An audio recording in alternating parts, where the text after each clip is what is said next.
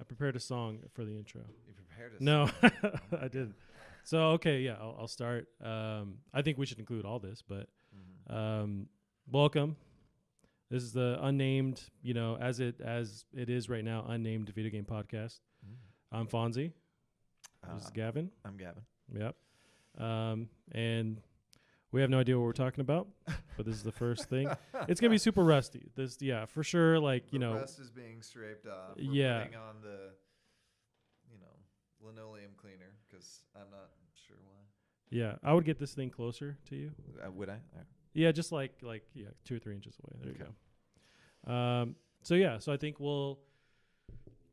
I guess in this, I don't know how long you want to go, but we can kind of delve into, because really we're just kind of figuring out what this is. Maybe Okay. we can talk about what we want to do, build the structure as we go. I even have some names I was going to throw at you, like maybe at the end, to see what you think of as far as Okay. naming it, because I need to put something as far as to upload it. Uh, But yeah, so we play video games. You make them. I like to play them. I need to play more. I've been super lazy lately. I need to but- make more. I've been super lazy lately. Well, there you go. So what have you been playing this week? I think this week it's been more of the same, but it's been playing some more Slay the Spire, trying to wean myself off of that. I recognize that I've hit my plateau and I'm not gonna get any better in a roguelite. That's I've yet to jump in. I know you keep talking about it. I do want to try that. I don't know if you'd like it or not. Like Yeah. I feel like you probably wouldn't, but I have no clue. I want to. Yeah, I just feel like I'm in the mood lately to give stuff a shot, even if I wasn't, thinking about it before. But yeah, that's one for sure that I want to try. Yeah, it's got a very, very addictive power curve. And I definitely recognize, like, early game, it makes you feel really good about yourself. And then at the end of the game, it's just like, Yeah. oh, you thought you were It's a cool, false did sense you? of security. Because you're not. And then I've been definitely playing some Apex Legends, and that's been, Oh, dude, I want to play more of that. it's a blast, man. Like, especially playing with buds. Like, it's just, even if you're losing, you're still I don't having wanna do fun. I don't want to play with butts. No. No. Well, it's been such a long time since I've had like really a multiplayer game where even if I'm losing, I'm having fun. Like Overwatch isn't like that. Like this just reminds me of Halo. Like even if I lost in Halo, 0 to 25, I was still having a fun time. I was shooting for the sure. guys and doing cool stuff and driving like a weird hover motorcycle and escaping the map out to the north. But Well, I feel like with Halo, there was more of like a sandbox thing to it, where it was always just something different with the matches. Does Right. Apex have that? I haven't played much to like experience like just wacky stuff or like different stuff happening in every match. I don't know about wacky. Like, I definitely, like, oddly enough, like, PUBG had more wacky because you had the vehicles and you had Yeah, and the physics. wonky physics. Yeah, yeah. So, like, we'd be having backflip contests and, like, that'd kill half our squad just because we're doing backflip contests on the way to the circle. Yeah. Or, like, weird physics moments. Like, I still remember this one time in PUBG where we were all playing and, like, we were all shooting up a truck which somebody was behind. Prone. Okay. And like the vehicle shot straight up into the air due to an explosion, and they were prone behind it. And I'm like, everything went into slow mo, and I'm like, this is my moment. And I shoot him perfectly in the head and take him out. And then the car, right before the car lands, Nice. and like no one playing with me that round believed me that I did it. But it's like you got like honestly, you got more wacky with that, and like to a certain degree, Gotcha. like PUBG is more. I guess the like, I don't know. It's weird. Like the gameplay is consistent enough that it's not too goofy. Okay. I guess. I do get a slight vibe, especially with Overwatch. I'll watch videos of it, and it just looks like just nonstop stuff is going on that I have no idea what's going on. All these characters. I just get a little bit of that vibe with Apex, but it still seems, approachable. Like I played maybe 2 matches when they first launched. Yeah. But yeah, it's still way more approachable, but there's rules that I just don't get yet. Right. But no, it looks cool. Yeah. It's definitely got my favorite concept of the shields. Because, like, I never liked the shield concept with PUBG. Because it's just like you get it, and then as you get shot, it degrades, and then it's worse. And then you try and steal it from the guy you just killed, and then their stuff's not very good. So it's just like, well, you get this thing that's getting crappier and crappier. Or with Fortnite, it's got the shields, but like instantly you can start regenerate game. them. Yeah, Yeah, you can get that super quick. Whereas this has that nice balance of you find armor, which gives you more shield. So you kind of have a nice little balance of both. Okay, that's pretty cool. Yeah. Well, what have you tried? Have you bought anything yet? Like, how's the deal? How do they manage loot boxes, and just aesthetic stuff you can buy and all that? I've never. I think I've just gotten the loot boxes that come to me. Okay. But I'm pretty immune to them. Like I remember with Overwatch, I made a goal to myself to get to 100 loot boxes without opening one, and then I just have one big loot box opening spree. I think I remember you talking about that. Yeah. But I never did, so I think I'm at like 116 loot boxes. Never opened any of them. As far as you organically like earning them to the game, right? Okay. Yeah. So. Well, okay, that's a side thing, but like, at what point do you mentally go, okay, like I've played enough, I want to buy something, or do you feel like you're obligated, or you're waiting for them to really pull the money out of you with those, at least with free to play games? I mean, it really, really depends. I think it's like your enjoyment on it and like the highs and lows. Because I remember with like League of Legends, I've probably thrown like well over $200 into that game. Like, but I mean, you have a character. I think part of it comes down to is like, do you have a character that you connect to? Because in League of Legends, I had characters, it's true. Like I had many characters, like probably in the tens of characters that I 100% connect to. So it's like buying a skin so I can be goofy and play my favorite character, or even connect to them further. Like that really works. Whereas I'm playing, Overwatch, like there were a couple of characters that I liked. Yeah. I mean, that was more of a challenge. But for Apex, I don't connect to a single character currently. Like I don't like. I like the robot guy. The robot's really funny, but I don't connect to his gameplay set. Like I shoot ropes and I can grapple, and there's weird glitches with that I don't know how to do. He was nicer for a while because he had the smallest hitbox. Oh, okay. Like I guess there were. I saw some sort of article. I think it was like you could shoot at his feet and you could just like almost not get him if his feet were moving because his feet were so skinny. It's just like what? Oh, interesting. Bullshit. Yeah, I do want to kind of explore that more and just see what you get from buying these various loot boxes. And yeah, I know with Fortnite, like they cracked in my brain where it's like I have no problem giving them money for like just aesthetic stuff because it just ends up looking cool. Yeah, but I feel like if you can get that formula down, then there's no limit to the amount of money you can drain from someone. Yeah, absolutely. Well, and with Fortnite, it's just like.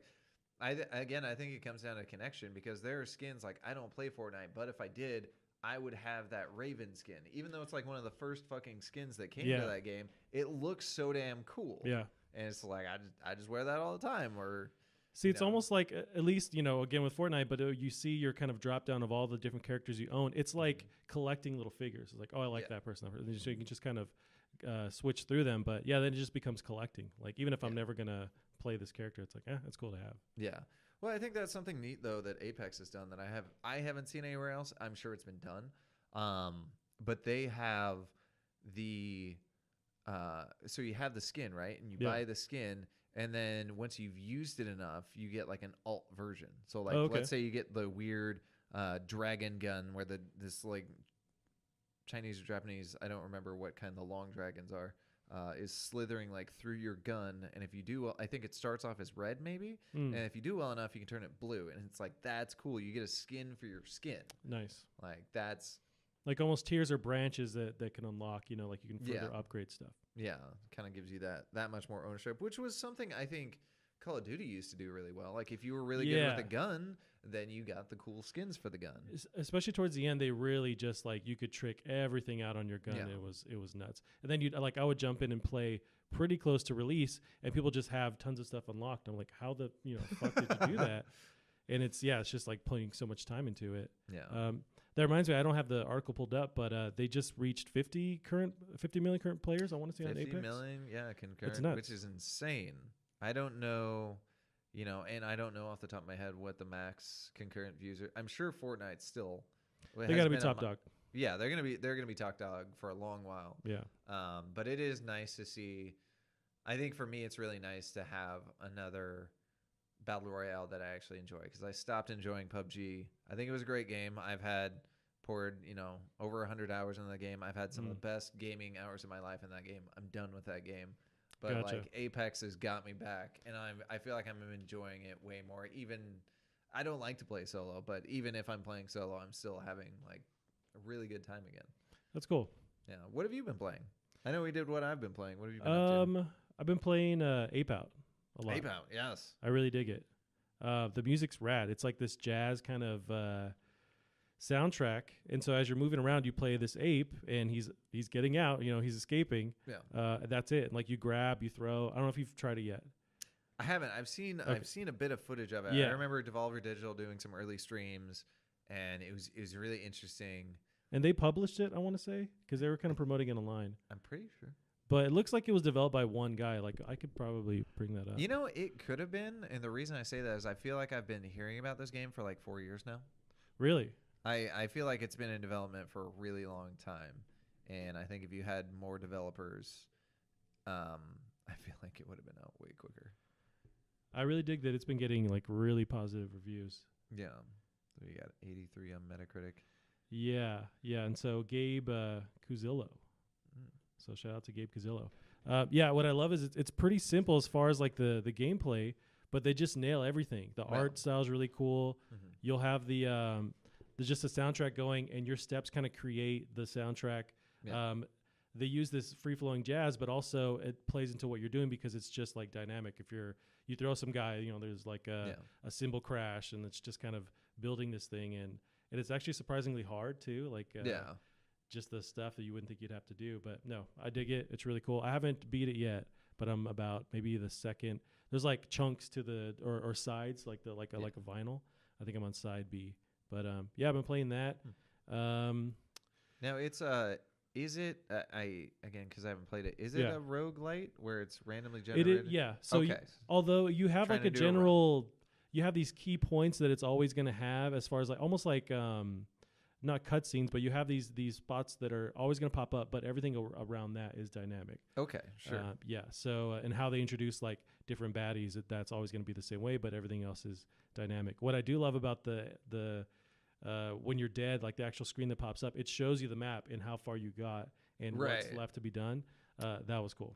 That is really cool. And I feel like, to me, when I hear about that feature, like the first thing that I think of when I think of that little map thing and how far you've gone is, as a player, I would feel very encouraged, because there are times when just like the end of like I know in a lot of roguelites that I play, the end of your run can be really shitty. But if you can like look back and see how much further you got than you got last time, or really see how much you progress, like that would be. Well, they show you the end usually, so you can kind of see like, oh, if I would have just kind of how like close you were. Yeah. How close I didn't. Oh, because that's what they do in Ape Out. Like you could see how you were closer to the end, or you just started the level. But that's awesome. Yeah. How many floors is it? Do you know? Well, that's the thing. They kind of change it up. So the first part, you're escaping one floor, just different rooms. And then the next level, it's kind of like a second scenario where you're on a high rise and you have to go floor by floor to to the actual base floor. Okay. So they switched that up, but you're always kind of transitioning into one room after the other, and that's where they save and that's where you go from there. But yeah, so they kind of switch unlocking more of the game. Yeah. Basically, as you play the game, you're unlocking the full version of the game. Basically. Right. And they kind of switch up the scenario. So like you'll play a new ape the next playthrough. And really? Yeah. So like the first ape is a different ape from the second one. Oh. I'm not sure the storyline with the apes, but yeah, if they know each other or what. But I was gonna check on some level stuff. Sounds that fun. They're blowing up. Okay, so that's what we're playing, right? Nothing crazy. I did try there was a beta for, I'm drawing a blank. It's oh god, it's not post-apocalyptic. It's like it's a Ubisoft game, and they just did a beta. Division? For Division, yes, Division 2. It was over the weekend, so I just got to play maybe an hour, and then I kind of missed that window. I was out of town, but it's cool. I didn't like the first one. Really? Yeah. Did you make it to the end game, or? No. I kind of dabbled with the first 2 hours, and I was like, not for me. And so I jumped in with this one. It's more of that, so maybe it's still not for me. But I like what they're doing. I like the whole world that they've built, the kind of alternate history that they're doing. Yeah. But yeah, it's just not for me. I really hope it does well. I think I'm finally going to jump. I wanted to jump into the last one, but I know it had problems with the end game, which I know they're focusing big on this time. But okay. I know I watched a fair amount of streams of it, and it's like, it has super bullet spongy shooting, which I love. Like that, I think that worked great. I really like the Gears of War series and how bullet spongy it was. That being said, I feel like it made more sense in that game because you're giant slabs of meat with guns. Yeah. So like sure. it's like, of course I'm more because I can take all the bullets. And now it's just like you're a normal like super skinny. I did notice that. And you're just kind of like unloading on these regular ass dudes who like have whatever. Right. Big Exactly. 5 armor on, but yeah. And it's like I think I really think it would have benefited strongly from like a cartoony look to it. Interesting. But I mean, it is nice, and I know one thing I heard from a lot of people, especially after some of the later patches with the game, they're like, the grind in this game is super duper fun, and people will play for the grind. You're getting these really cool gear, you're getting, gear combinations, and they work really well. But there was just nothing to do with it. Gotcha. So it's just like, I think it's going to be really good now that they're going to bring that back, do it in a new world. But you're going to have stuff to do with that gear, and I'm gonna play so much of that if it's what they think it is. Yeah, and I hope that it is. It comes out soon. Yeah, it's like March 15th or something like that. Yeah, which I found interesting. The beta's so close to the release. I think there was a previous beta. Is it just more of a stress test at this point when it's so close to actual release? I think so. I'm always heavily skeptical of all that stuff. Or a demo, like maybe. I know with not Apex. What's that other? Another battle royale? No. What's that one that just came out with where everyone's like Iron Man? Oh, Anthem. Which I have some yeah. news stories about Anthem too. So they did those tests close, but they're just like, so you guys know, this build is 3 months old. So it's just like, great. Well, how much? Like, how what's much changed? Like of our feedback is gonna, and it really doesn't look like anything changed. And then you got the day one patch, and it's like, it's cool that there's certain things in there, like loading times are faster, which I appreciate, because God, I did jump in on that at least the right before release they had some kind of early rollout on Xbox, on PC, and the loading screens were pretty nuts. I mean, I feel like a lot of those demos are honestly just hype builders. Makes sense. Yeah.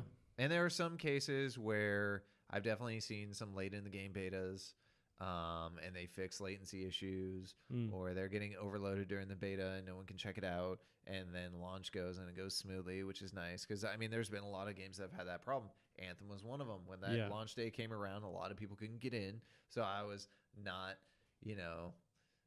worried that I didn't, take work off to go play it. Right, that's always a risk, and I think I feel like everyone should expect for it to not work on day one. Right. To not, just give it at least a day or two to kind of work out the bugs. But and I've been that way since the last time I ever took off work for a launch was Diablo 2. And I was so excited, and I took off work, and it didn't work all day. Yeah. And I was just so frustrated. Yeah, what the hell are you gonna do? I want to say I was even gonna stay up and play it at midnight, and just nothing, and all next day. Like, it's such. Yeah, you just can't trust it anymore. No. And there are some games that do it, like Apex came out, goodness, and it just worked. Like, it was so cool to have a game just come out and work, aside from when it crashes randomly, which is annoying. But gotcha, I haven't played enough to experience that. But it does happen. Like, I don't play a crazy amount, but I've gotten like 2 hard crashes where it's like, well, that sucks. We were doing good. Could have won. Wouldn't have won, but could have won. Yeah. Well, let's see. We do have some stuff that's happened lately. As far as some of the articles, I did have an Anthem focus kind of side with the just kind of the dropping of the ball with that release, but we'll get to that. Really, the first thing is Nintendo, because they've really been in the news lately. Killing it. That's kind of the overall theme, I think. So Pokemon released, or at least they announced the new Sword and Shield Pokemon. Right. That's a big deal. And gun Pokemon. Now, is that real? What is that? I just lightly read something about that, like that was kind of a prank or something that was shared. I think it was like some newspaper took it seriously. Yes, okay, and that's published what it was. Yeah. And so they thought there was a So gun. it's Pokemon with guns is what?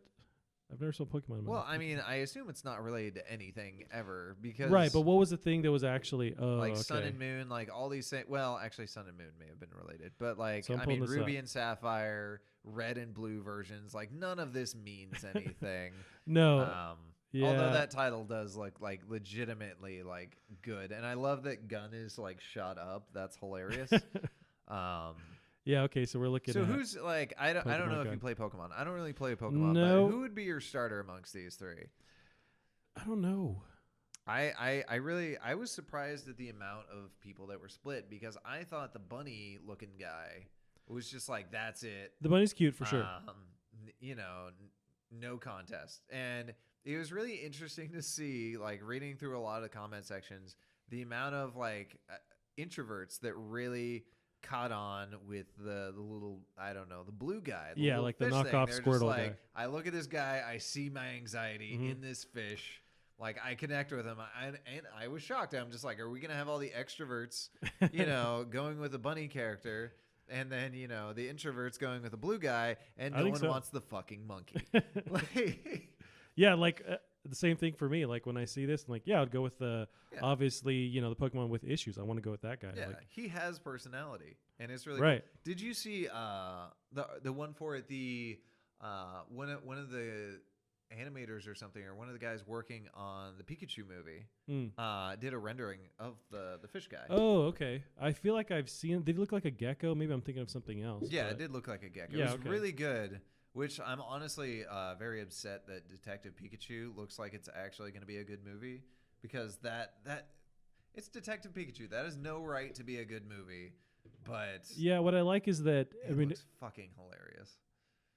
It's going to bring in, you know, just, I guess, I don't know if fans really are split and really want some kind of like adventure or Pokemon based on actual battles, but this would usher in the next, you know, version of that if this is successful, which I imagine it will be.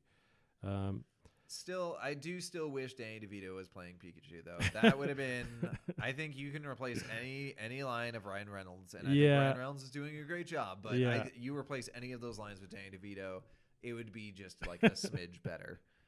Yeah, I just want him with like his little cap, and maybe you paint him yellow, like no CGI. He's just playing Pikachu. That'd be perfect. The whole time he thinks it's a porn. He's like, "When do you bring out the girls?" Oh my god, it's just Ron Jeremy.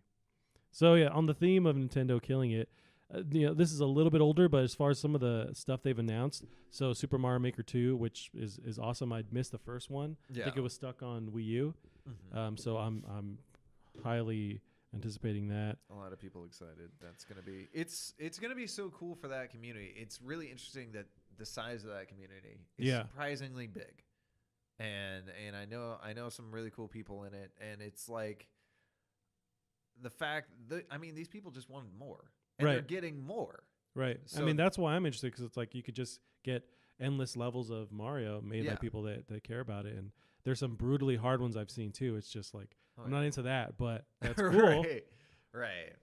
I mean, that's just going to be absolutely incredible. That community is just going to get bigger. And I don't know. I mean, the thing is, though, like, can they go anywhere from here? Like, they're going to make this. I know they're announcing new. Yeah. Okay. They're announcing new new versions of Mario that they're adding to Mario Maker 2. But so when do we get Super Mario 64 Maker? Oy, that seems like way more issues to get that working, but I mean, I don't know. That'd be cool. That would be amazing. Yeah. Never happen. I mean, unless you use like the Dreams engine. Yeah. I played the beta a little bit. It's it's insanely hard to navigate, but they start to like layer on the difficulty. Like, oh, you can kind of do this. Okay, you can flip this and move it and add actions or like movement to it.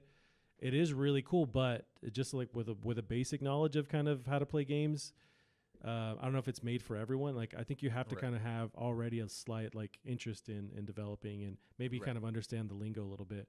Yeah. But I like it. It's rad. I think it'll be interesting to see what people do with it. I did see someone created the intro scene to Dead Space in the Dreams. It was surprisingly good. Yeah, I was like, whoa, that's awesome. We're just gonna be just copying games or just like making the remakes that we want to see just through Dreams. Right. Maybe we can finally get that Mega Man Legends 3.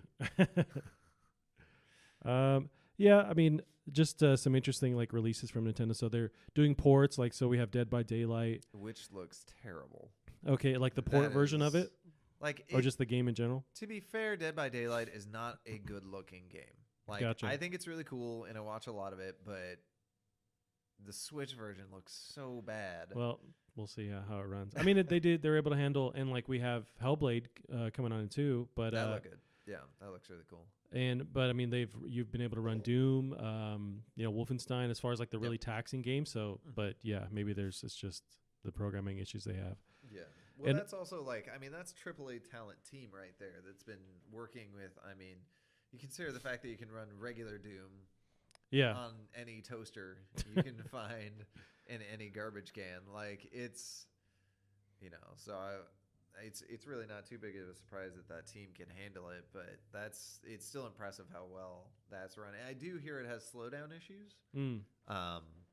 But yeah, that's so Legend Reborn. That's as far as like just kind of capturing everyone's attention. The announcement of doing that remake of Zelda Link's Awakening is pretty big. I'd never played it. I'm really stoked to actually play on Switch. That makes me want to have like a kid write this 2 years ago just so they can play it. Like that was my first Zelda game. It's a big reason why I have such fond memories of the series as a whole. Nice. And it's like, I want my kids, like, I want that to be their first Zelda game because it's so damn good. Yeah. I'm interested. I'm excited to play it. Was it on Game Boy originally? Yeah. Originally on black and white Game Boy. Then they had the version I played first, which is DX, where it was color. Oh, I see. I think I do remember that one, but I didn't play it. Yeah. That was neat because it had, there was like a graveyard and you could move a specific thing. And this was like the whole color thing. And you could unlock either, I want to say it was a blue tunic and a red tunic. And if you had, I think, the red tunic, you dealt more damage, but you took more damage, I think. Or if you had the blue tunic, you could take more damage, but I forget what the trade-off was. There was some sort of trade-off.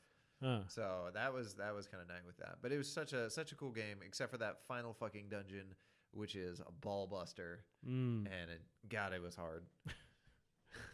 Yeah. I never played it. I'm totally down. I don't think they announced the date. It's just the fact that they're working on it. Yeah.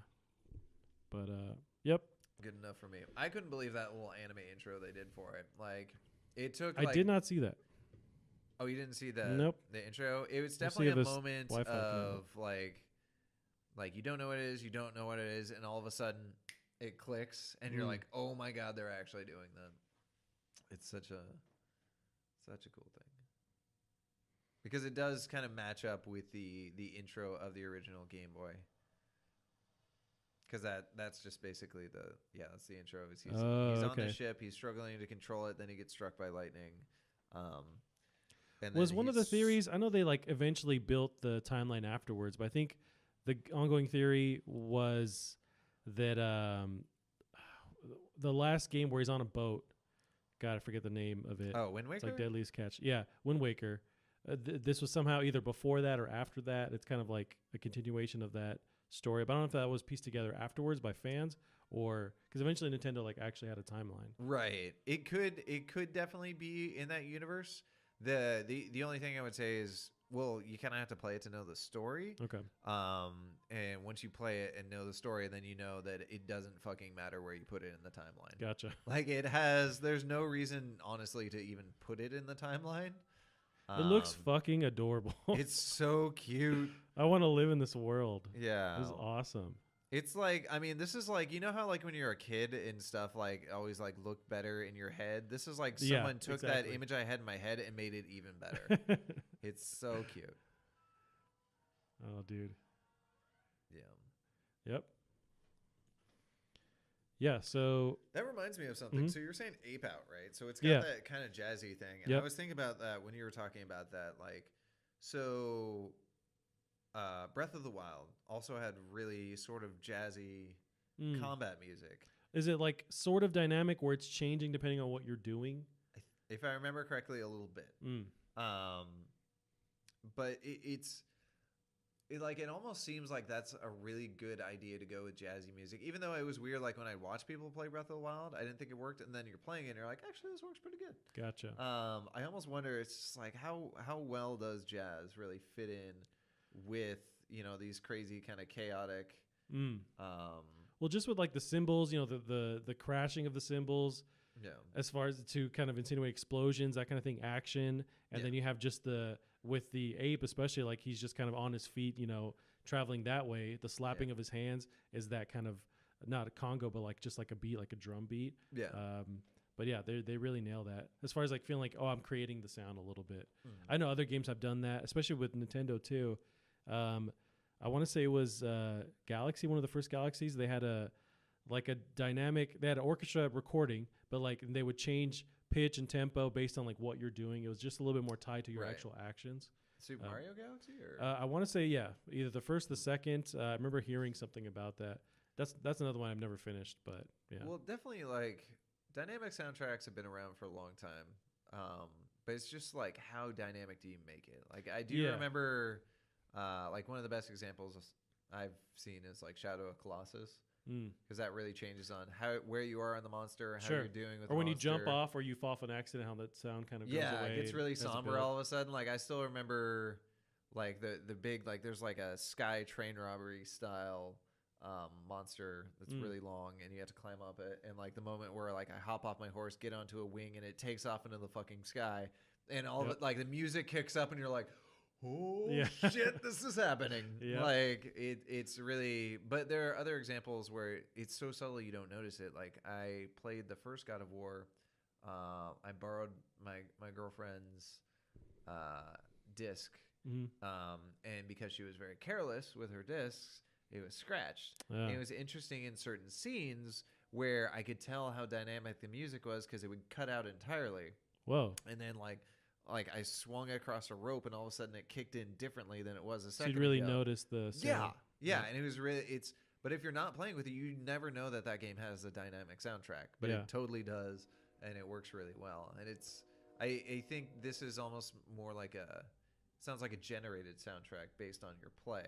On what game are you talking about? Ape Out. Okay. Yeah. I think so, but it's still not like, they because the controls are so simple, they can kind of guess what you're going to be doing almost, like you're going to be moving or making people explode by throwing them. So it's but I want to say it's on the simple side, but it's still it comes across really well, like the way they do it. Yeah.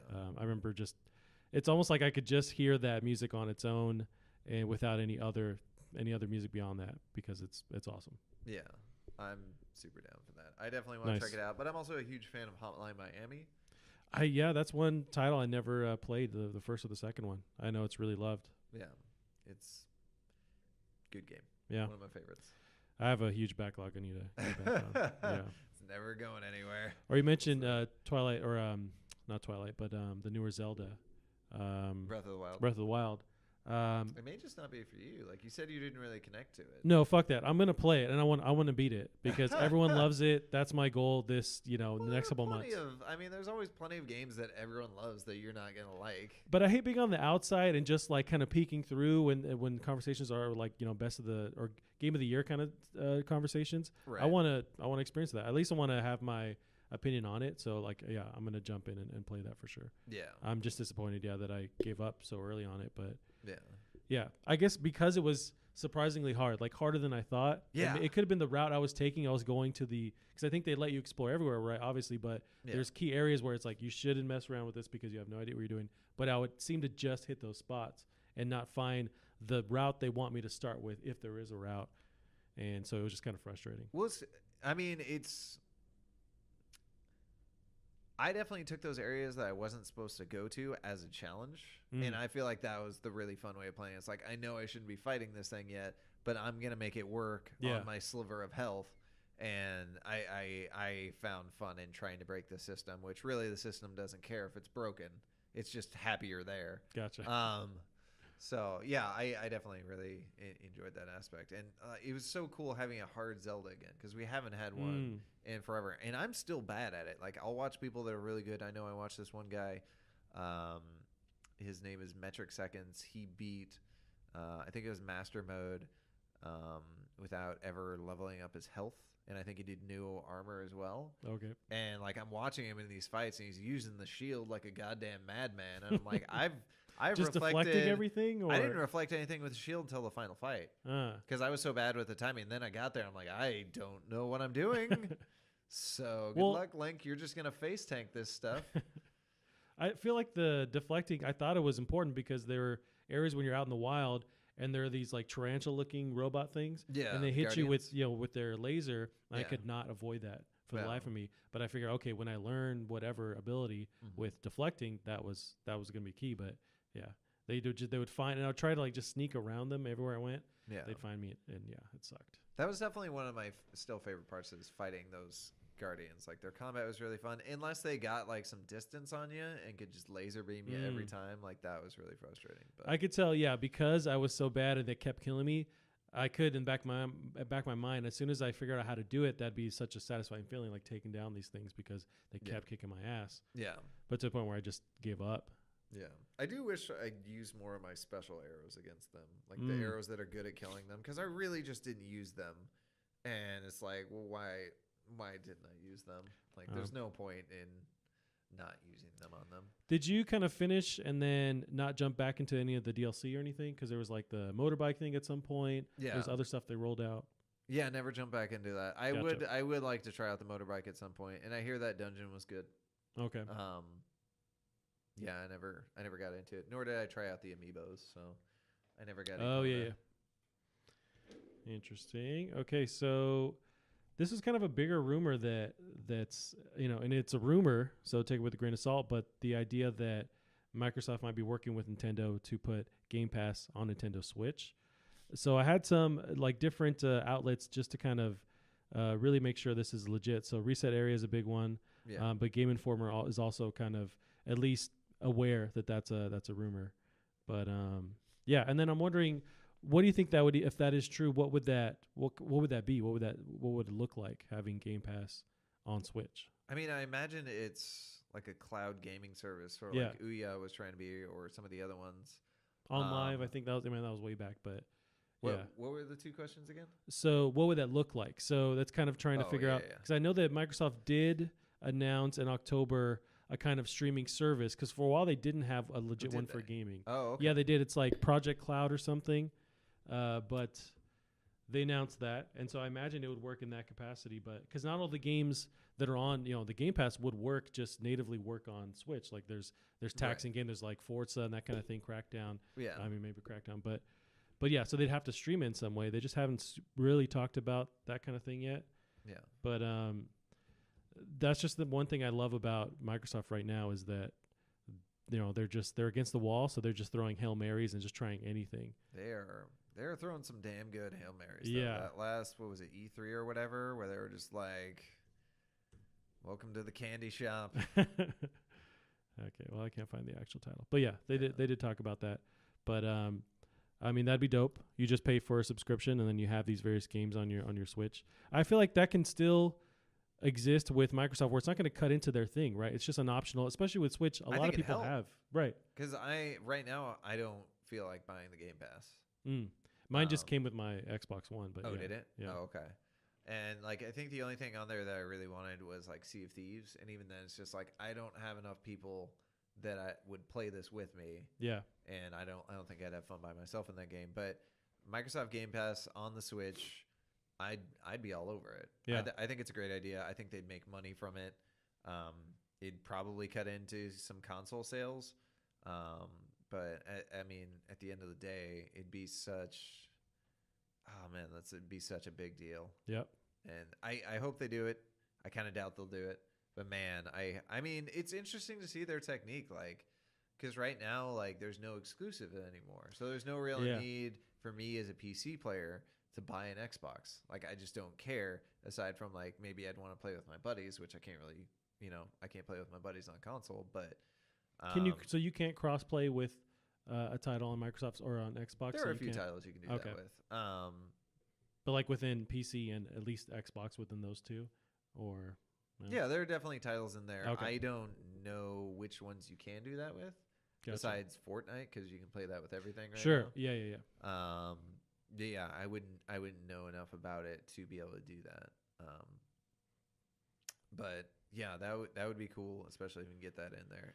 It'd be such a big deal. I'm kind of like picturing I hope they, just for the fun of looking back on it, but I hope they wait till E3 just to have the epic, like they walk out, with, together. On the Nintendo stage. Yeah. Can you imagine what like? And you a just big drop the deal that mic. would be? Like, yeah, that'd be awesome. Oh man, I'd love it. I don't think it's gonna happen. I hope it happens. It'd be interesting. Well, yeah, we'll see. It's a rumor, but Yeah. it just kind of shows, and maybe it has more clout right now because Microsoft is just trying weird stuff and just going Yeah. for it. Well, they built that big cloud architecture and never did anything with it. Yeah, I mean, it'd be nice to like. The thing that always bugs me is like with cloud technology, you're not necessarily restricted to the current hardware. So why not do bigger, better things? Why not do a split screen? I mean, split screen is really hard to do on games nowadays because they're so damn pretty. Yeah. So And you could have like, cloud hardware or software rather yeah, running that. yeah, you could Mm. totally be doing split screen with like Nintendo consoles being like the king of like local co-op right now. If you could have split screen playing your, all these games, that would be such a big deal. And it definitely make porting to it. I hear it's not too bad to port to, but again, like as I was mentioning with Dead by Daylight, like that looks like garbage on Switch. If you can get that, full and ready to go. I don't know. I still hopefully they use their cloud technology to allow for better stuff within games that's not currently possible with consoles. That was the idea. They kind of walked it back when everyone was freaking out. I know early on with that initial announcement for Xbox One, they were really, going hard on the cloud technology. And I think even when they first introduced the new Crackdown, they were going to use that fully to destructible in the cities. You could topple a building with another building. Which I played 30 minutes of the new one and I was like, I couldn't handle it anymore. But I remember that idea and I was like, okay, are they dropping it now? Is it just they're static? They're buildings you can't manipulate? But I guess not. Yeah. Which I guess they had to shelve everything and redo it and and just kept Terry Crews screaming the whole time, like kept that audio. I don't, as much as I love Terry Crews, I don't think he could really save that game. No, I do want him in every game though. I want it. No, I want that optional character. Okay. Can he Terry Crews for next Mario? That would be awesome.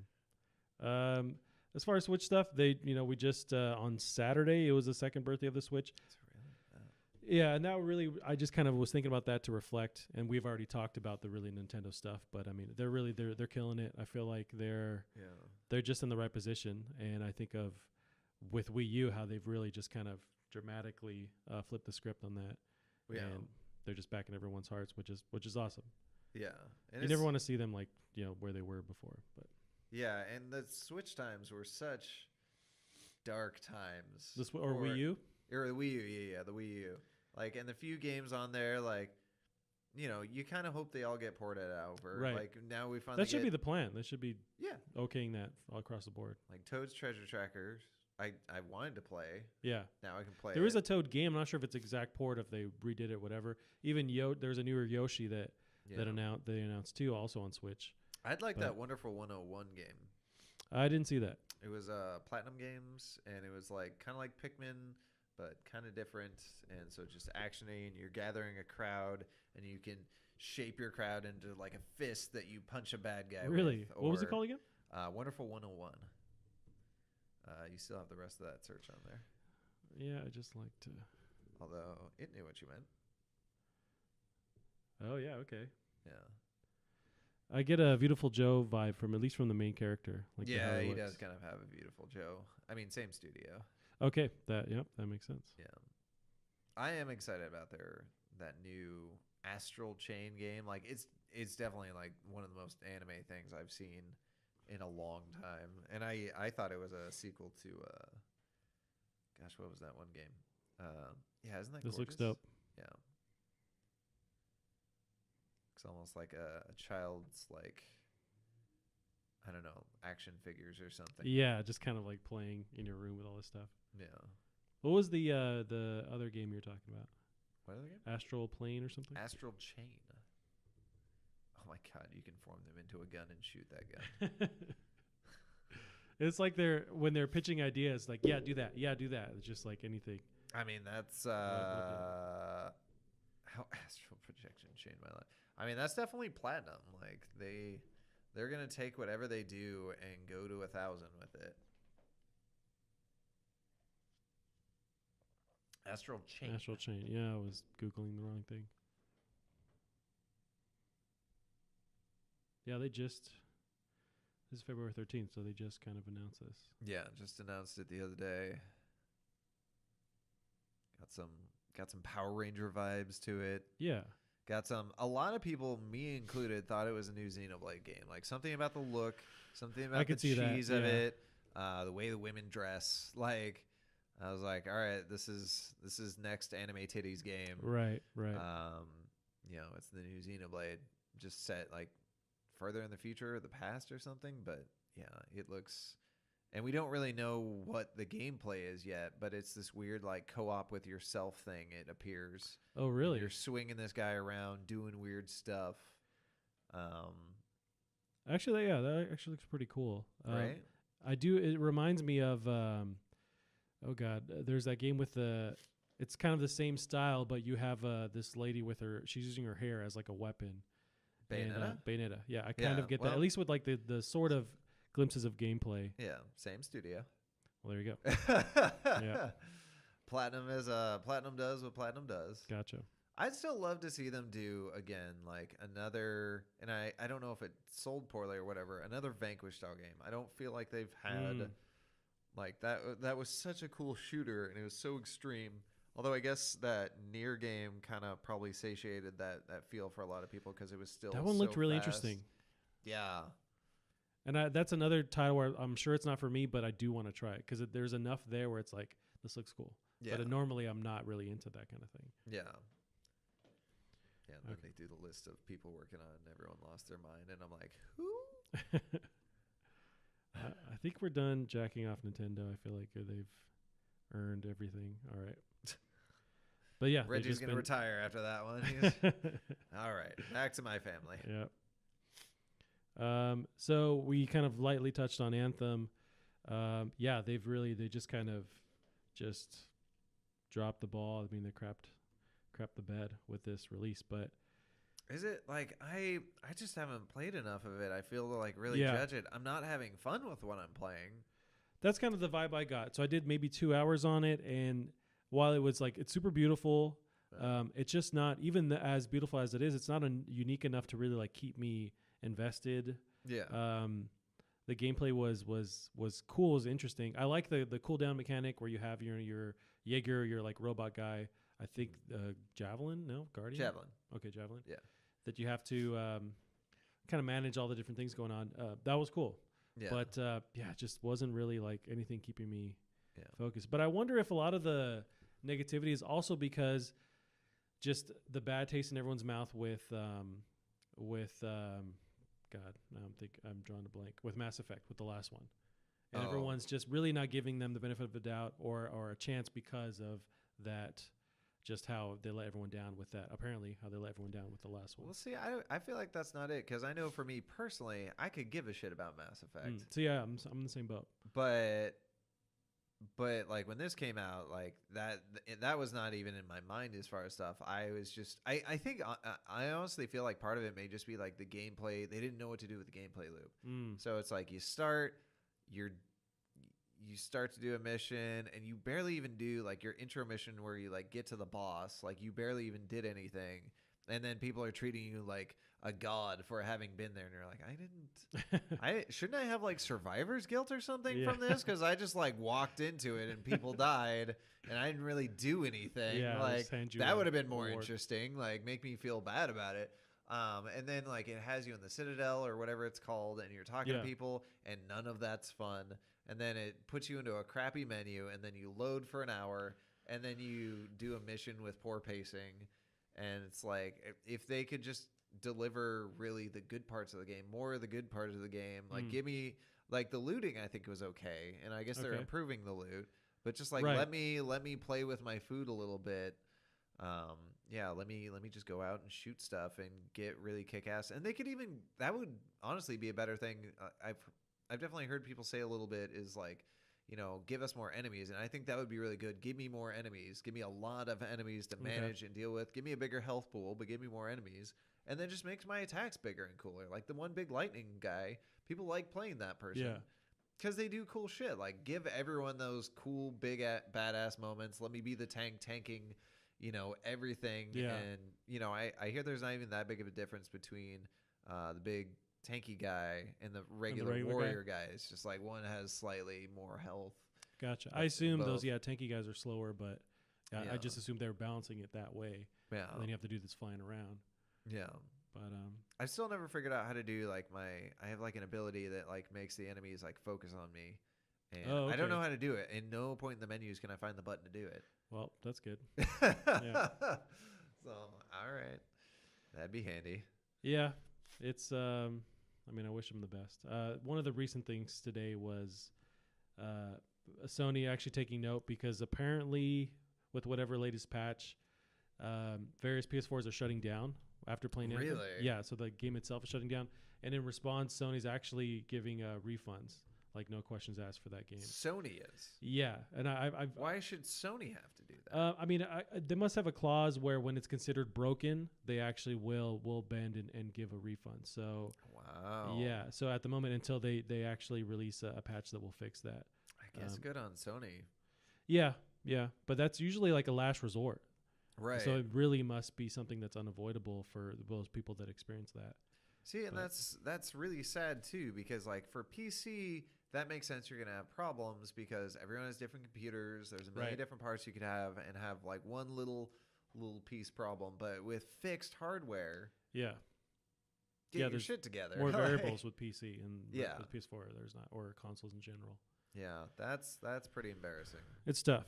It reminds me of, so the next story that I was going to go over is Fallout. So it reminds me of that last release with Fallout 76. There's just kind of problem after problem after problem, and Anthem's really experiencing that now. Yeah. And I feel like Bethesda's, okay, cool, like they can kind of move some of that hate somewhere else. But what I found interesting, so what was it, last week, they kind of detailed their plan going forward with some of the new content. Yeah, you can play single player now.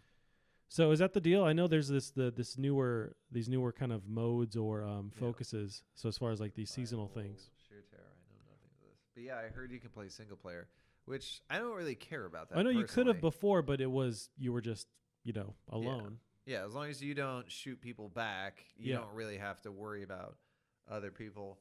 I still want to play this game. I will still play it once they get it stable. Yeah, and that's been my whole thing too. And I feel like with this newer content, so that March 12th is pretty soon. That's the first one, the Welcome to Wild Appalachia.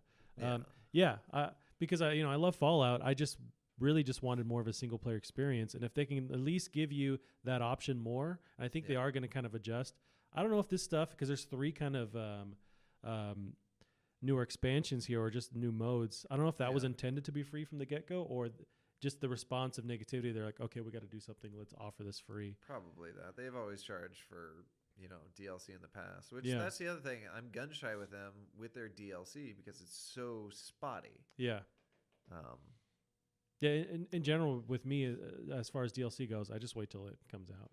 Yeah. It's like, I'm good. Check the reviews, see, was it a good one, was it a bad one? I still like the gunplay, though, of the Fallouts. Albeit, I played a weird build in the last one because I was just like an invincible melee character that could hit for everything. Oh, okay. And I know that's probably not super an option in this one. I don't know. Yeah, I've yet to play it. I am super interested. But yeah, I actually dug the gameplay too. I know they get a lot of shit for it, but I like it. I know you can't use VATS in this, but well, you can use VATS, but it auto shoots for you. Oh, okay. So it's just auto aims for a couple of seconds, and you can still spec into that, and a lot of people do spec into that. Well, really, with VATS, the only reason I liked playing it, you're more accurate with it. I get that, but I just love the slow mo and the over the top gore, cinematic. I love that part of it about it. So. Yeah. Well, I like that you could build into the VATS though, and that's what I did. That's why I hit for so much. Was I could teleport my melee attacks from like across the room, like a good gap. And the further away I was, the more damage it dealt when I got there. Really? And and so you could daisy chain. So you'd pick someone really far away, then you pick someone really far away from that, and then you go back to the first one, and then back to the other one. So you're like zipping across the room like Sonic, whacking everyone in the face, and just one-shotting people. That's awesome. This is on 4, right? Yeah, that was 4. So I was goddamn Batman in VATS. And then I started throwing on my crits, and there were a whole bunch of abilities to like make it so you can use your crits all the time, and you can just like randomly get more crits or all these other stuff, and you can randomly refill your VATS meter. So I just be like a lucky god out there, just like zipping around, one-shotting people. That's awesome. Yeah, it was really neat. But yeah, I found it interesting just juxtaposing on Anthem and the issues they're having releasing. Fallout's been, or Bethesda's been just kind of plugging away quietly. And really, that's like the Hello Games model with what's the space For some game? reason in my head, the only thing I can think of is Stranger Things. No Man's Sky. With No Man's Sky, just the heat they got, and they're like, okay, we're just gonna plug away, go, work quietly. And I think they're kind of following that model. It's just, respond to the community, but start releasing stuff, start working. Yeah, because that's really all you can do, and that's really all you should do when it comes to that kind of thing. So we'll go to our next story here. A little bit further or more recent, but Cyberpunk just kind of tweeted that they will be at E3. Yeah, in what capacity? I don't know. Will it be another gameplay reveal? I'm good. I don't think they need to reveal anymore. I think they need to show game more. Like, you think so? No, they showed that last bit. That was really cool. It's gonna be. I have concerns. Like, definitely, like they were saying, like there was that scene during the demo that they showed where like, I forget, some guy like cuts him off in traffic and some little incident happens. Oh, sure. There's there's a shootout on the freeway. Yeah, and they were just like, and this is all dynamic. This I don't really like, believe that. You know how many times we've been promised that shit's dynamic, and it's never happened. Like they even did that with Anthem. Like there was this comparison video I watched recently of like going back through like the original demo and what happened. Oh yeah, those are always like fun. some guy just like walks out of a crowd and starts talking to you. It's like. Yeah. You get a little bit of that with the recent Red Dead a little bit, which is you stumble upon, but that's not hard to do. Whereas like, a car cutting you off, that's crazy hard to do. Yeah, and I just don't know where their whole engine is at because it's crazy beautiful, crazy detailed, and then you're just driving at high speeds. It just seems more and more complicated for them to pull that off. Yeah. But the driving to me is is worrisome. I'd rather you just be able to walk around, even like fast travel places. I'm fine with that. Yeah. It's the driving that I don't know if it needs to be there. The cars look dope, but I don't know if it's just gonna, make things run worse. I don't know. But yeah, you're right. And so maybe they need to kind of elaborate that if they do show up at E3 with some gameplay. I don't know. I'm kind of like, I'm on board 100% anyway. So I just want them to, my thing with this, if they're going to show something off at E3 and it's going to be like a sliver of gameplay or vertical slice or whatever, I'd rather they not take away from their development time, even if it's just a small team working on that demo, that reveal. I just want them to work on the game and just get the game done because I'm super stoked. I'm on board. Right. It's like just work on the game. Yeah. And I'm just excited too from them. Like, I always wanted to get into Witcher, but I have a hard time getting into fantasy settings. I'm the same way. And I know that game's good. Yeah. I know the storylines are like, you come for the storylines. The gameplay's really great, but the story's really good and you actually affect it. I mean, it's now in a universe that I can really get behind and get excited, and I just can't wait. It's going to be the game for me. Yeah, my computer won't be able to run it, but it's going to be the game. Yeah, that's I'm hoping whatever console it releases on can do it. But yeah, I'm the same way. I'm on board. Yeah. There was a smaller thing. This really just kind of, it's just a weird world that we're living in where Fortnite's so big that music is really just like becoming a part of it or pop culture. But there was Marshmello, who's a DJ. I've never fucking listened to him. He's big. He did a whole concert in Fortnite a month ago.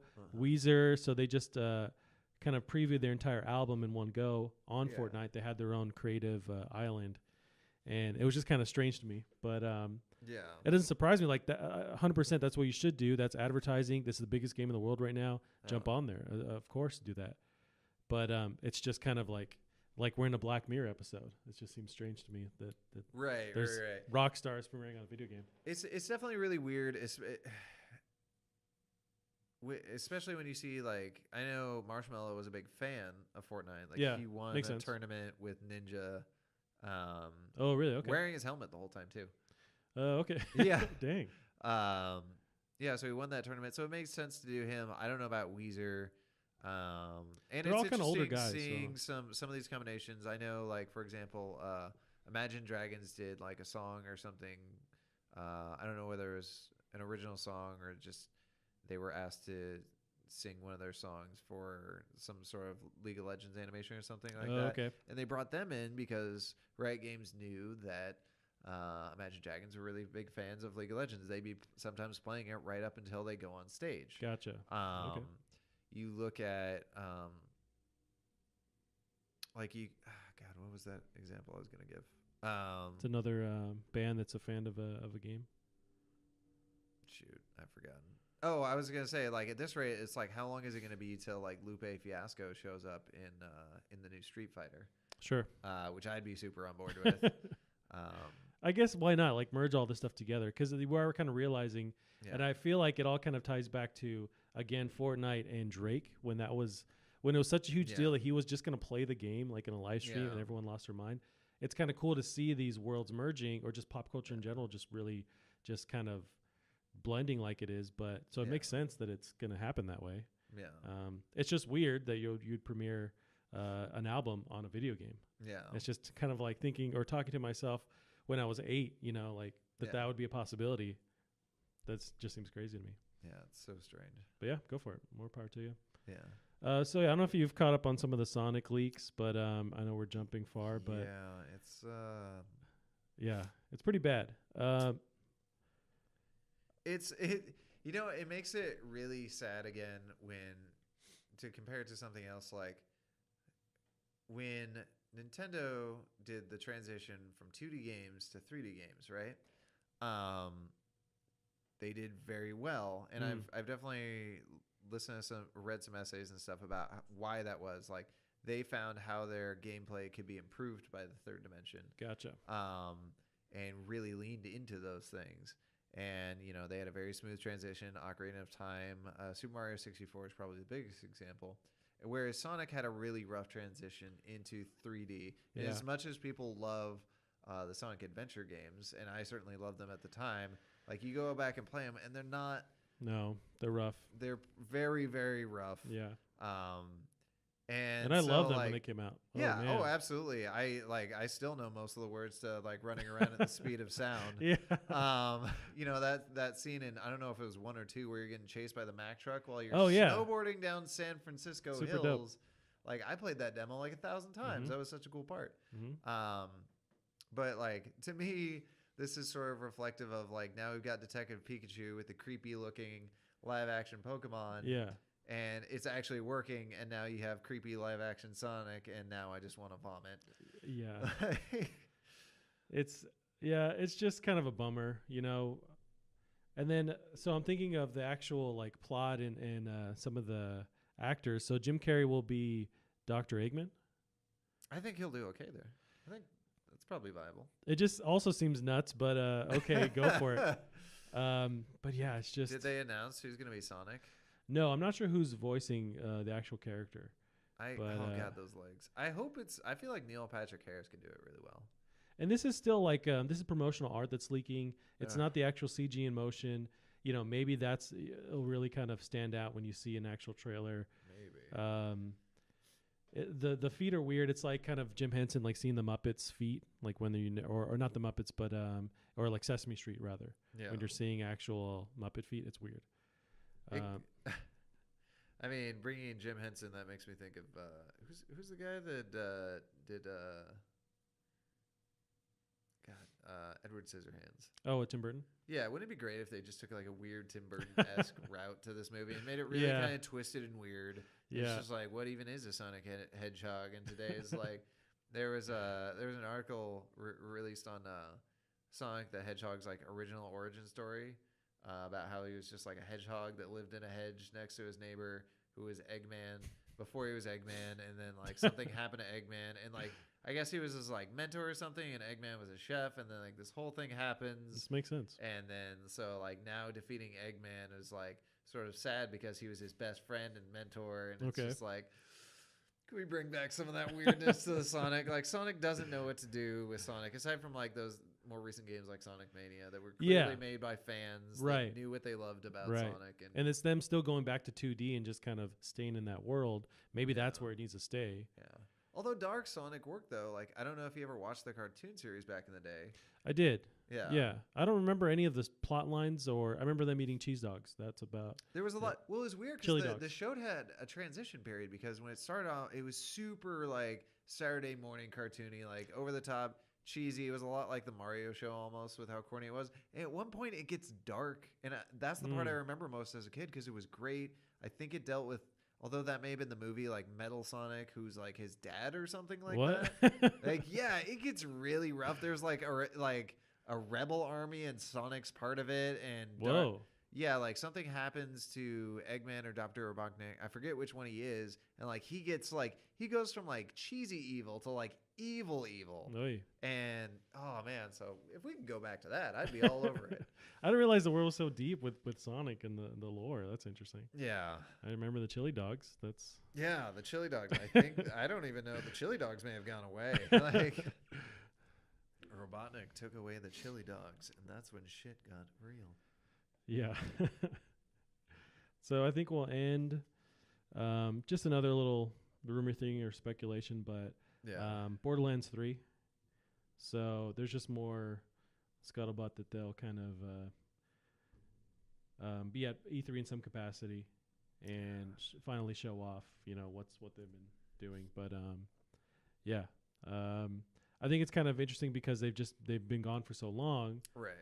And then that whole shooter landscape has changed so much. So what would Borderlands 3 really be, to compete with that? Or do they go totally stay in that world, and that's so different from what's out there now that's where they kind of build their whole thing.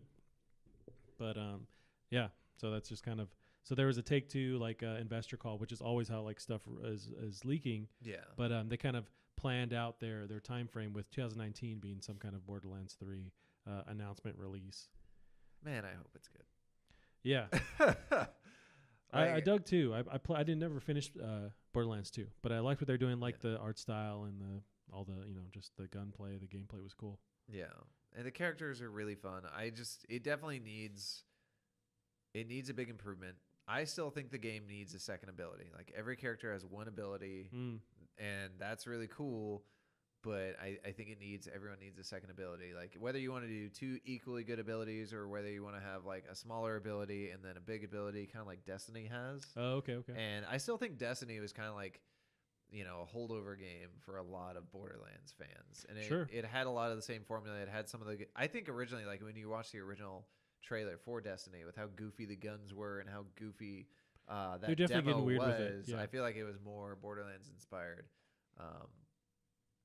But yeah, I think that game is going to need to learn a lot of lessons from a lot of other games. And I would love if it were, another one of those shared world experiences where everyone could just go together, kind of like Destiny or Anthem and stuff. I think it would work really good, especially if it had that humor. But it's going to be weird too with a lot of the people gone. A lot of people are gone on this project. I know Anthony Birch, the writer for 2, now works at Riot. Oh, really? Okay. Yeah. So to see where they do, whether they can get another really convincing villain, what they can do with the gameplay, is to a certain degree like a lot of these other crazy apocalyptic games coming out, like the new Fallout, right. Or definitely that new game from id Software, whatever the hell it's called, Rage 2. Yeah, like is Rage 2 gonna eat its lunch? I don't know, but Rage 2 looks like the gameplay is balls to the wall insane. Yeah, would there be kind of too many of the same titles, all coming out relatively recently? Like there's Far Cry, the newer Far Cry did the same thing, where it's a post-apocalyptic. Did I not say Far Cry? What the hell game did I say? Oh, Rage 2, which is that's coming, but yeah, it's the same kind of. They're almost following that same kind of motif, where it's like where it's like a Mad Max, like newer Mad Max style. Yeah, but which I did play Far Cry, the newer one. Yeah. God, what is the new Far Cry? Far Cry Mad Max, whatever. New Dawn, yeah. It was cool. Like this has got me. So we've got a lot of these post-apocalyptic games right now, which I think kind of resonates with people. I think like people are probably going to get a little. It's going to be the new zombies here pretty soon. I think so. I think you're around the money. Yeah. It would be really interesting to see. I don't think anyone's done like a really. Not that it's really what that genre is for, but it'd be really cool to see. I think the next big one would be like having a Cthulhu-y. There's more and more games coming out like that. I do feel like I noticed more of that. That's going to be the new post-apocalyptic zombie thing. Like definitely in the board game world, it's already there. Gotcha. Like there is a Cthulhu version of every board game out there. Gotcha. But yeah, it'd be interesting to see. But I don't think that's really his thing. Like I know a lot of those games, like it's more about the madness and a lot less about the combat. With the exception being sort of Darkest Dungeon, which did lean strongly into that, making it more realistic with how people would handle, like Psychosis or something. Yeah, or the dungeon diving on a regular basis. And who knows what that new Darkest Dungeon 2 is going to be. I haven't seen that. Yeah, they haven't showed. I mean, they showed a teaser for it, and people think they kind of know the Lovecraft story that it's based off of. I forget what it's called, like the Mountains of Madness or something like that. Oh yeah, that's the only one I've actually somewhat read through. Oh really? Yeah. Oh nice. So yeah, it'd be perfect. Yeah, we'll kind of see where they go. I think a lot of people really trusted them, and it was interesting to see how they kind of earned people's. That was a good example of, and we don't have enough of them, of games that really improved in the early access. Like that was a true early access. Here's our game, help us improve it. Yeah. And they listened to the fans and really made it a game that the fans adore. That's cool. So yeah. Yeah. So really, the Borderlands 3 kind of speculation was my last entry on here. A small tidbit. So the PS Vita finally, at least in North America, I know Japan, they've already stopped production. It finally stopped in North America. So, I mean, it's... The Vita. It's dead. Was still in production. It was, yeah. So, but it's officially been ended. Wow. Yet the Dreamcast is still going strong. Is it still being made? No, I don't think so. Okay. But, yeah, I know for a while, like... so there's a company, they do like limited releases, like physical releases of games. Oh, okay. I forget, they're really well known. So they were having an issue just finding the actual cartridges for the Vita games, because they're putting out digital only games. You know, they're on Vita. They're actually putting out like just collectible cartridges that actually have the game on them. But Sony only had so many left, actual physical cards to print on. So they just had to kind of cancel a lot of pre-orders. Yeah. But the actual Vita itself is pretty much officially dead. It's a bummer. I actually had the handheld for like 2 years. Yeah. It was cool. It's supposed to have really good games. It did. Yeah. Like stuff that I will never play because it's on the Vita. Yeah. But yeah, no, I dug it. I think when I got the Switch, I ended up selling mine on eBay for like $100. Just put that towards the Switch. But yeah. It's I don't know. It's sad to see it go, especially since there's really no competitor with Nintendo now. I mean, that was the only kind of big thing against it besides mobile. I mean, what else is there? And now Nintendo can't even compete with Nintendo on the handheld market. Like the 3DS, like yeah, they've even said like we thought the 3DS would survive a little bit longer after the Switch came out. So yeah, do they just kind of go full force with the Switch, or do they offer some kind of alternative?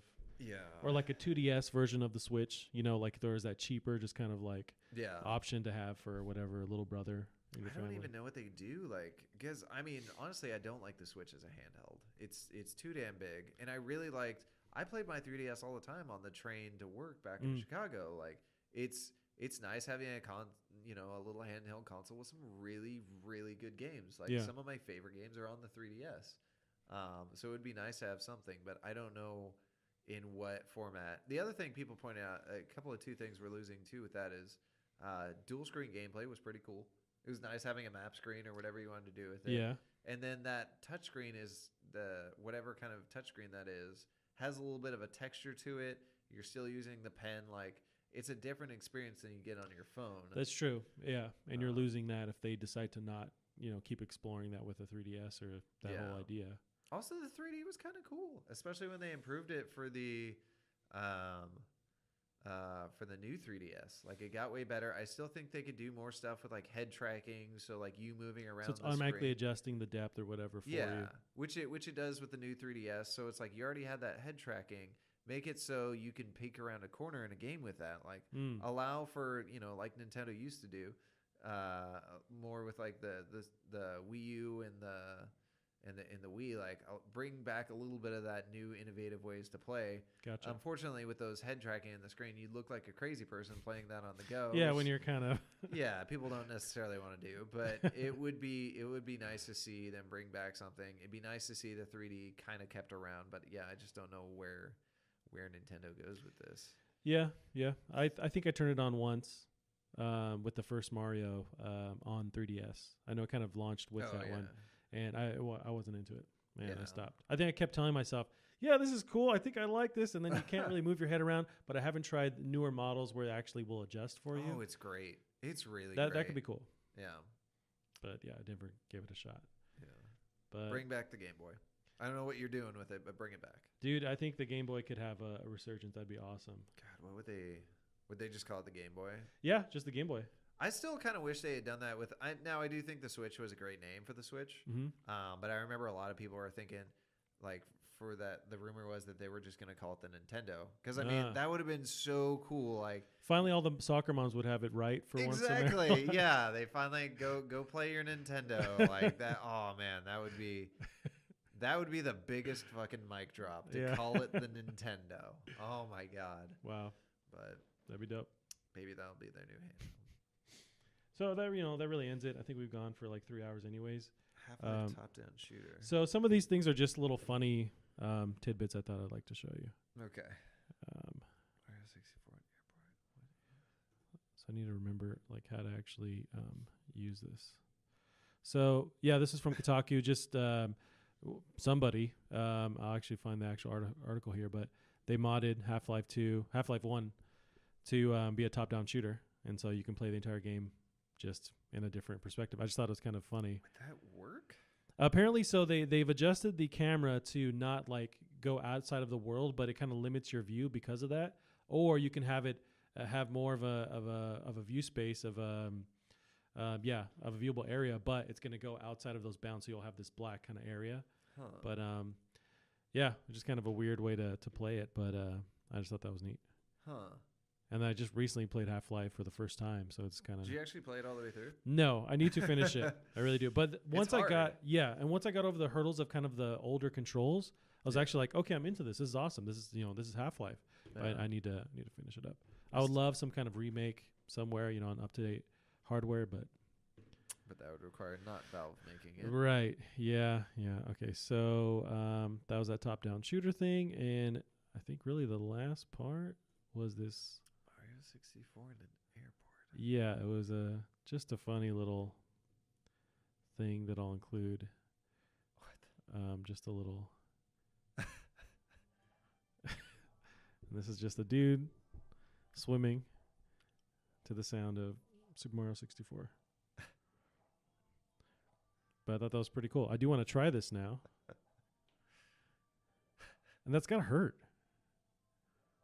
He's a champ. He's got a pretty big belly on him. But yeah. I like you can see how dark it is. Like clearly no one in that airport cares anymore. No. They're seeing this guy, they're just like, all right. Yeah. Cool. I have an extra, outlet I could use because this guy's not using He's got a 6-hour layover. it. Yeah. That's it, man. We've gone through, a week's worth of stuff. Oh, I had some names. I don't know what you're thinking as far as a name goes. We need to put something on it. So here's what I'm kind of going. Some of these are just, pretty awesome, like Snack Boys. I thought could be. Snack Boys? Could be cool. Dad mode. Dad mode. We're not dads, but I feel like, we live that dad life. Like I like to be, asleep pretty early by 10. Want to be asleep. I find more and more when I go to concerts, I'm just angry about like how late they are and by the time they get out, because it's like midnight. I'm just I've spent this whole day. Let's have it, at 1 o'clock. I know a lot of people that are on that, like especially like when it's not on a weekend. Yeah, yeah. Like not on a Saturday. Just like come the hell on. Yeah, let's maybe change that a little bit. Yeah. Beep Boop. Beep Boop. Is another one.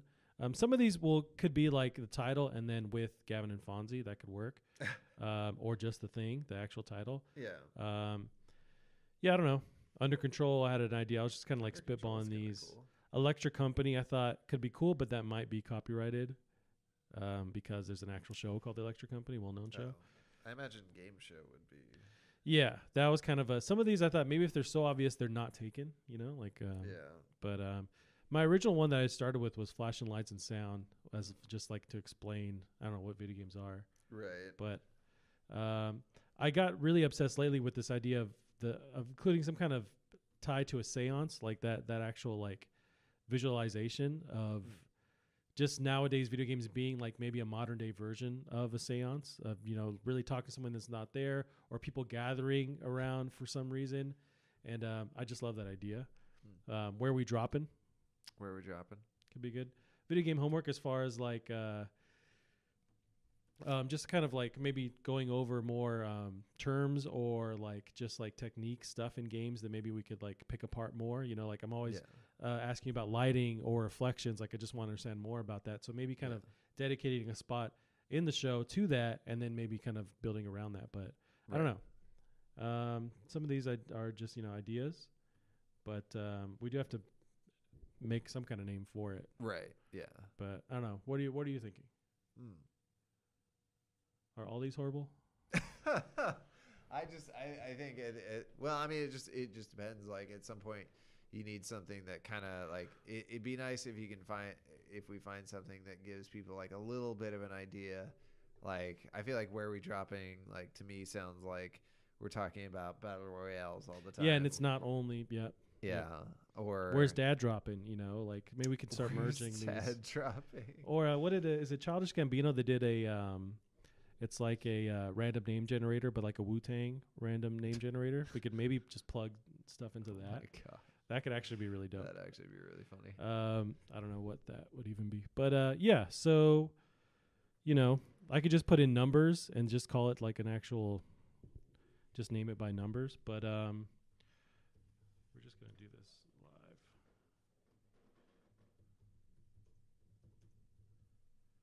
Wu-Tang name generator. Okay. Enter the Wu-Tang. Ooh, baby, you like it raw? Join Ghostface Killer, inspect the deck, Method Man. Yeah. So let me throw in Gavin. Irate Killer. Pesty Assassins. Too many syllables. Yeah. Especially when your name went from so convenient. It's still Irate Killer. I mean, you should change your name to Irate Killer. Well, I assume the name is just seeding it. Yeah, so it's not going to like generate a new one. Yeah. Yep. Arrogant Killer. Arrogant Killer. They're all killer. Are all the Wu-Tangs killers? Well, there's Ghostface Killer. Really, that's the only one I think. RZA, Gizza, yeah. So I'll put something just maybe on Name Podcast for now. Yeah. But and then just start from there. I think it'd be cool to once we get a name down, actually put like or create a Twitter and just kind of just start like building it that way. But yeah, we'll go from there. I'll talk to my grandma and see what she thinks as far as name. Is she gonna have the seance and her grandmother's gonna pick out the name? They had a seance here in the coffee shop. No, they did not. Yeah, this was maybe a month ago. There's like some kind of I don't know what the term for that job is, but they're like a seanceur. They professionally will like call people, from the dead or whatever. Oh wow! She just rented a room in the coffee shop, and then and it sold out. Like there was tons of people there, and I'm not sure how it went. We didn't get to see the inside of it, but yeah. So they have them here. It's such an interesting coffee shop. It's just like the amount of stuff that happens here. It's like so. I don't know if this is the right word. Starting like to build, eclectic, or just like the culture around, like the fact that you have weddings here. Yeah, and like not like.